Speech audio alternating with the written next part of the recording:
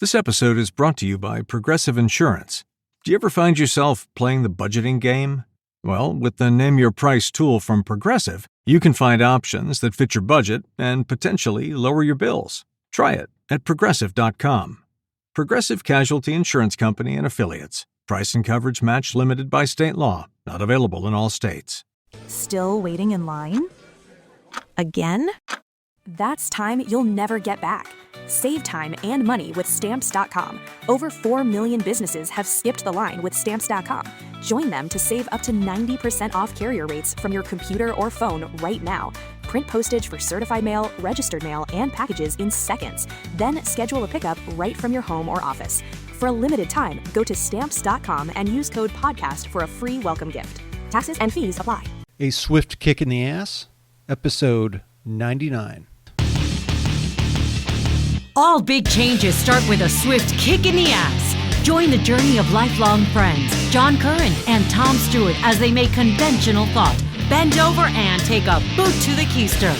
Warning, listeners may notice a force equal to or greater than needed to get your ass moving. A swift kick in the ass, living life on your terms. Welcome to another episode of A Swift Kick in the Ass. I'm your host, John Curran. Tommy is still out on medical leave, but we're going to bring him back for episode number 100. Today's episode, Negotiating Life on Your Terms. If you spend any time at all on social media, you'll have seen the pictures of people sitting out on the beach being served with some refreshing adult beverages, with their laptop just casually out, displaying a cascade of dollar signs. And these people are smiling and living the life in some exotic locale with their laptops, ka-ching, every time a deposit is made to their bank account. Can't you just visualize that? Ka-ching, ka-ching, ka-ching. They're drinking their drinks. They're on the beach. They get their toes in the sand. Life is awesome. This is how living life on your terms is typically presented. And it's a bunch of bunk. It really is. Here on the Swift Kick in the Ass podcast, we tell you the truth with brutal honesty that goes beyond social convention. And the scene that I just described isn't the reality at all for most people. From our perspective, a life on your terms is something we actually all do. We're already doing it. We're living life on our terms. Who else's terms would they be? The problem is that most people don't like their terms, and they don't know how to go about renegotiating them, if they can be renegotiated at all. Some of the terms we live with are non-negotiable.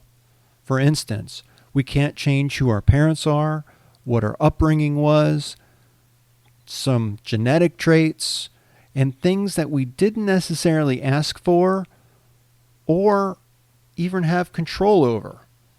Like my co-host Tommy getting diagnosed with brain cancer. He didn't ask for that. He doesn't want it. But this is something that he can't change. And when you can't change the terms, no matter how you try, the options that you have are limited. So you learn how to live with them the best that you can. It's part of the terms of your life. Some are non-negotiable. Now, this doesn't mean that trying to change the terms of your life, even though it might seem impossible to change, is totally off the table either. Miracles do happen, and what we think we know to be the truth is really just an understanding based on our current knowledge. Maybe we're right. Maybe we're not. Maybe it isn't the truth. Maybe we can beat the impossible odds, and you just never know until you try. With that being said, it's also good to put some limits on our attempts to change non-negotiable terms. It could just be a waste of time, and our time is precious. So sometimes it's better to accept the terms and move on to other terms of our life that we can change. chances are there are more terms in our lives that we do have some real control over and that we can renegotiate to our liking. And going back to that visual of the people making their living while working from a tiki hut on the sands of Tahiti, hey, it can and it does happen. So you have to ask yourself, what do you have to lose by trying? The terms of our life are our life. They are what we have to live with day in and day out, or live without day in and day out. The terms are our conditions, situations, and the fine print of our life. They also include the price we pay for the decisions that we make, both on a daily basis, as well as decisions we may have made long ago and are still paying that price. The terms can be good, bad, or even indifferent. And how we fell upon them or how we feel upon them may even change after we have that aha moment that teaches us something we would have not learned without going through that experience. That we know it was hell to go through, but it opened our eyes to something better, something more valuable than we could have ever imagined before going through it. These are eye-opening events, and once you have your eyes opened, there's no going back. When life plants a size 13 boot right on your keister, it may sting a little. It may sting a whole lot. You may wince, you may cry a little, but it does serve a purpose. And it's a sign for you to do something. It's a time for you to renegotiate. The problem is that most people think it's better to side on the devil they know than the devil they don't. Most people will not be successful at proactively creating change unless they see no other choice. And I get it. If we were happy all the time, there would be no reason to ever change. Think about that for a minute. If you're unhappy, that's your emotions telling you, hey, wake up. You need to pay attention to something. Something's not right. And it takes a lot of effort and energy trying to figure that out sometimes about what's nagging at you. What are you worrying about? What are you sad about? What are you thinking? How can things be better? But taking steps to change your life are not only difficult, or they can be difficult, they also open you up to risk. Going back to that, better siding with the devil they know than the devil they don't. It's often until you start making these changes in your life that you don't really know what you're going to open up. You could open up a whole big can of worms and it could be a lot worse. And that does scare a lot of people, even though you could open up something so much better and change your life completely for the better. So I think oftentimes we get scared of actually going after what we want, not because of what could happen, but what possibly could happen. I've said this on the show before that we tend to think in extremes. We think the best case scenario and we think the worst case scenario. But reality is really somewhere in between. Statistically speaking, it's not all that often the best case or the worst case. It's usually somewhere in the middle. And the fact is that we are not fortune tellers. We can't tell the future with 100% certainty. But we can create models based on the reality we know, and it is easier to do this than you think. Now, models They come in all different shapes and sizes. It doesn't have to be anything fancy or complicated. A model could be a stick figure of a person or a simple list of who you owe money.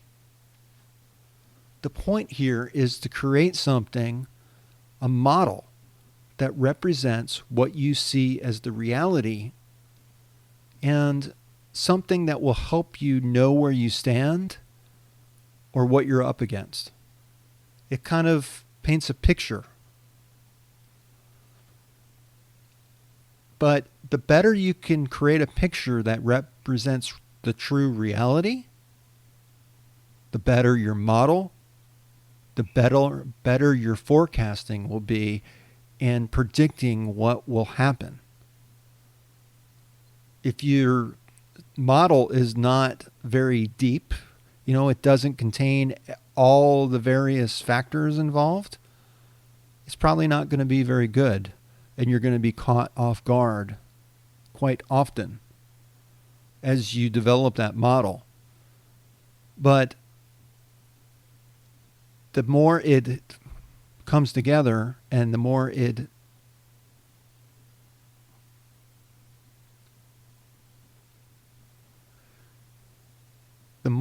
you develop your model and the more you get it closer to the real picture, the better. And creating a model is going to make you really think about what you're going through and what you want to accomplish. And that is also going to play well into whether or not it works. Now, when I think back about the moment that I started to get traction on paying off a considerable amount of debt, that was several $100,000 worth. My model started off as a simple list of what I owed. And as my wife and I began to think more and more about it, about what we were up against, I started gathering more information. For instance, I began listing where our money went each month. Just really the basics, who we owed and what we owed, what the bills were, what was the total amount that we owed, the interest rate we were paying, how much interest we paid each month, and I even actually added it up to see how much I paid over the course of a year. And it was mind-blowing. And it really helped me understand what I was up against. I then wrote down how much I had coming in, and I compared what we had going out and what we had coming in. And in doing so, a big light bulb went off. And I was like, holy crap. I mean, I knew we were in the hole, but we were digging it deeper and deeper each month by several $1,000s. And we had to do something drastic. Nothing that we had done so far was working. It actually kind of dug the hole a lot deeper. And this is where I had that aha moment.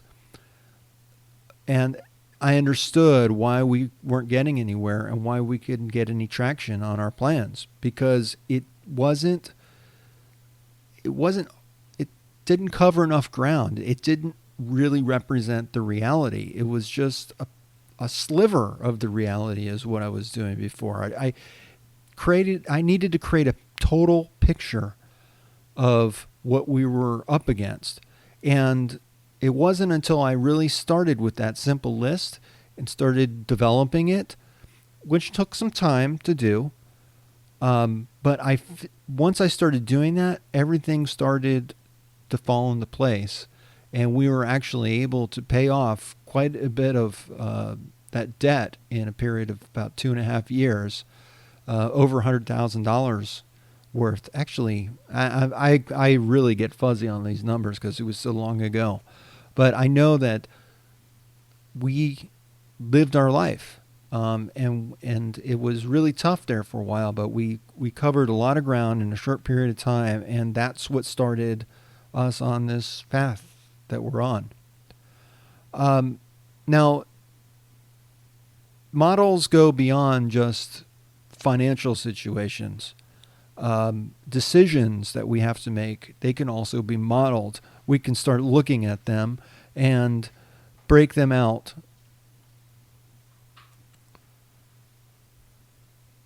Now, decisions can be modeled. We can break them out based on whatever we know, and that includes the good, the bad, and the very ugly.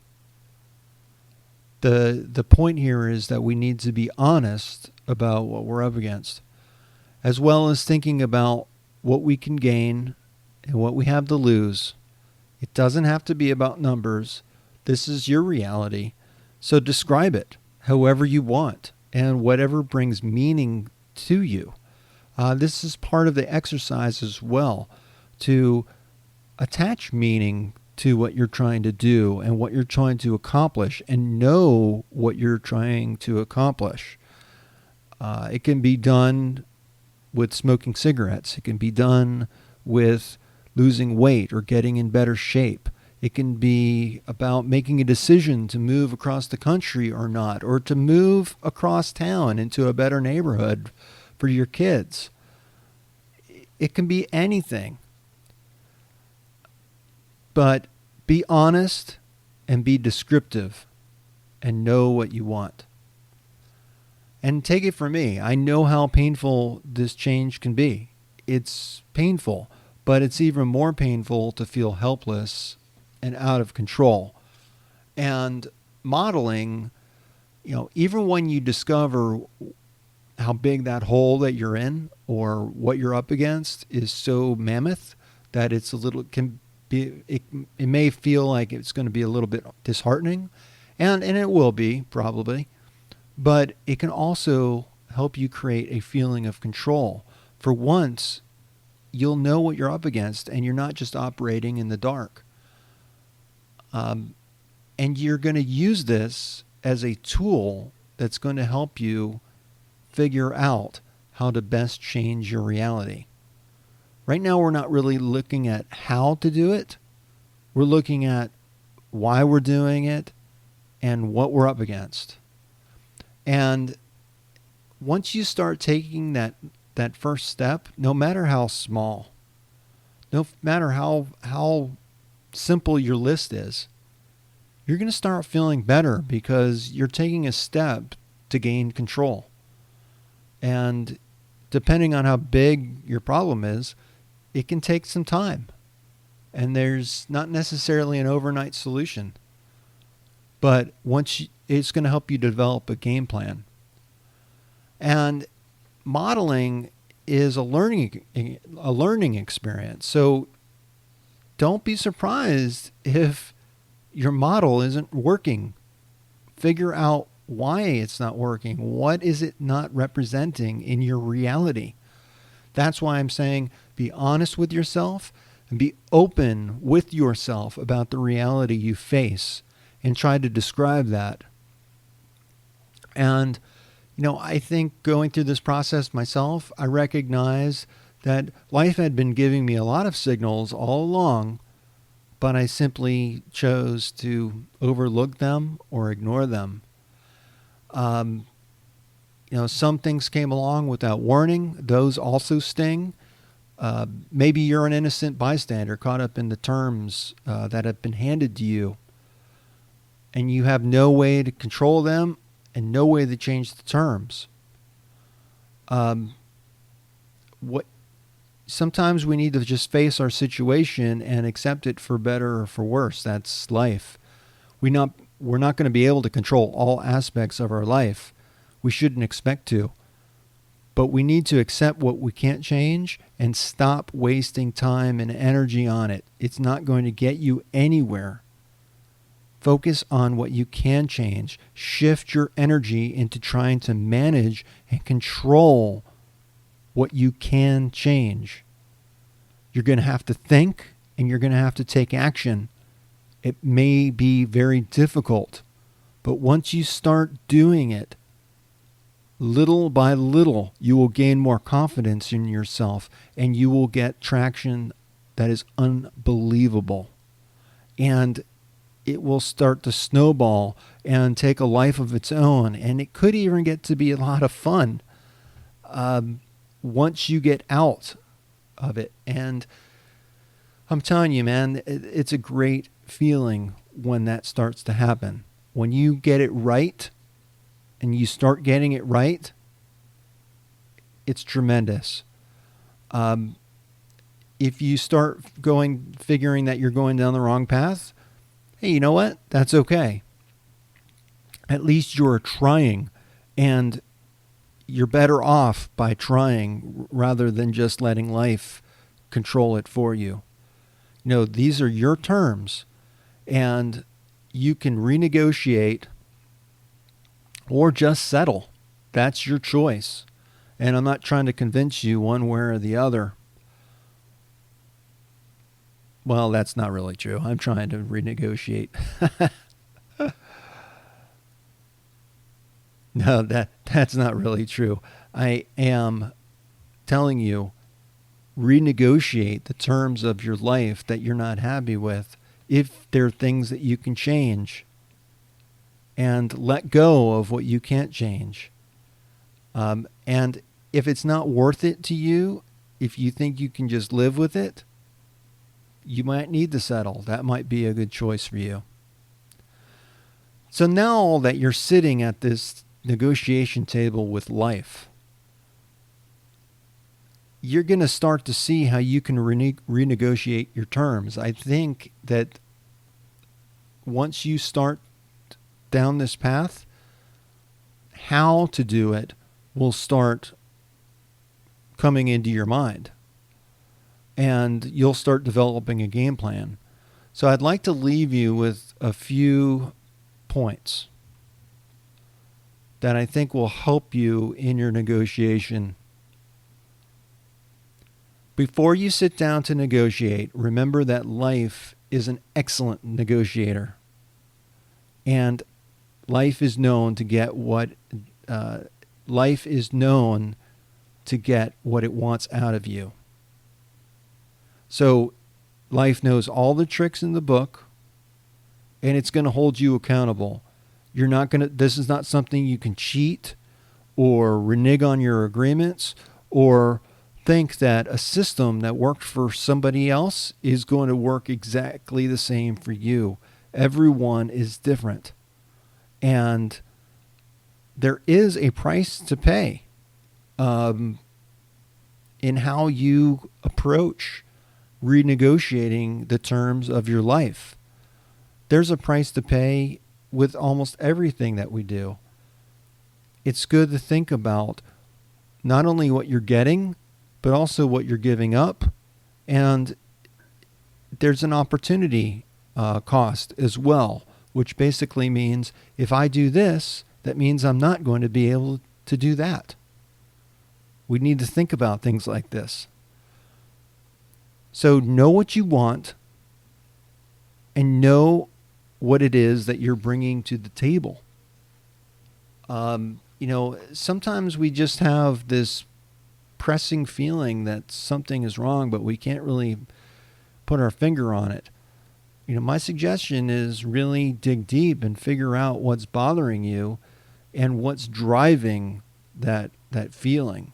Our emotions are a tool, and they can be very helpful in helping guide us down the right path.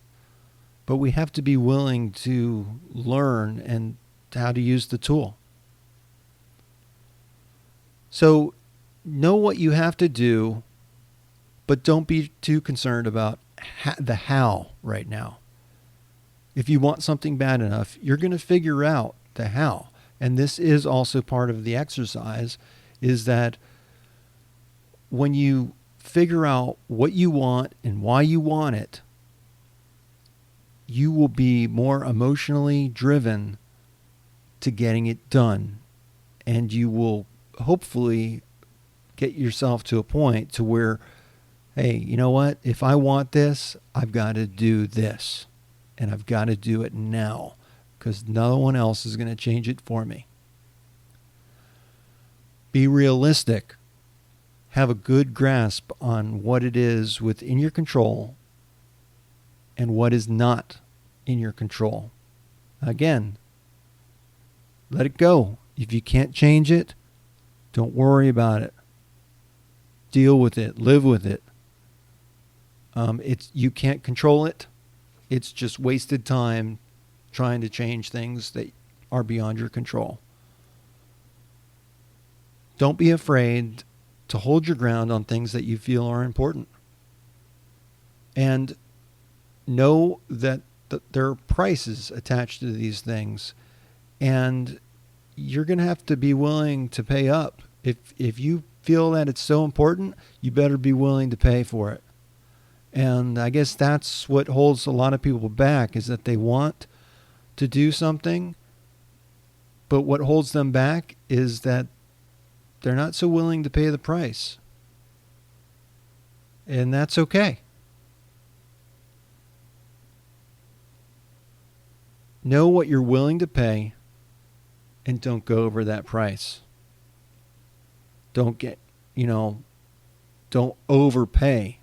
And I'm not really talking about just money. There's a price that we pay for our decisions. I thought about going into law at one time. And the more because, that's a good earning profession, can make lots of money.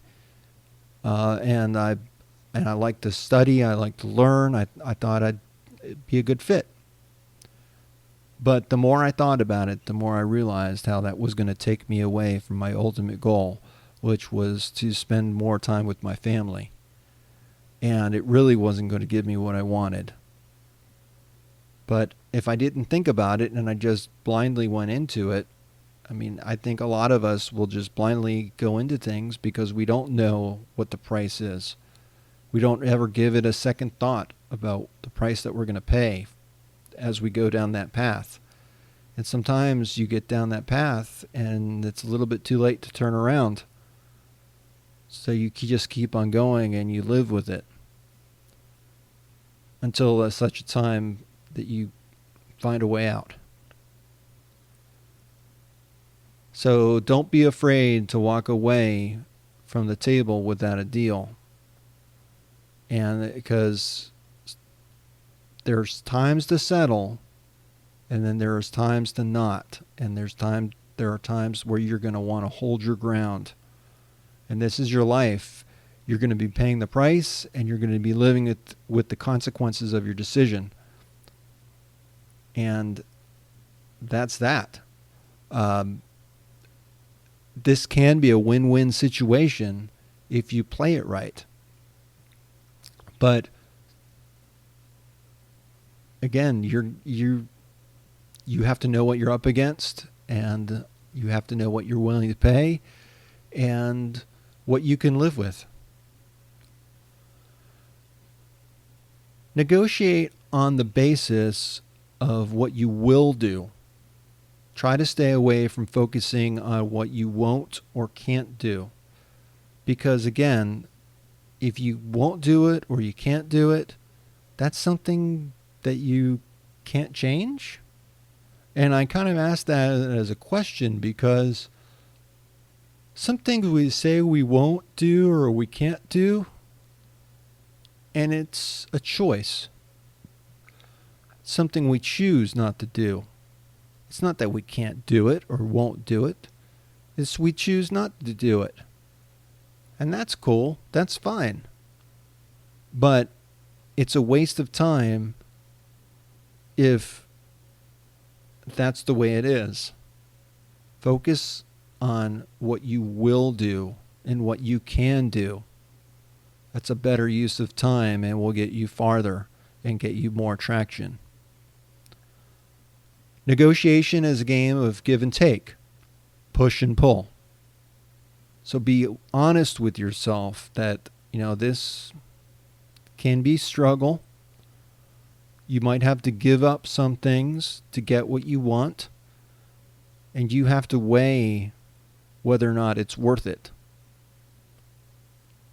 But in the end, if you're honest with yourself and you know what you want and you're willing to pay the price, I say go for it. Now, this is your life. There's no one formula for success. And there's no formula or system that works for everyone with 100% guaranteed success. A lot of this is going to be trial and error. So don't get down on yourself for trying something that doesn't work. Keep trying.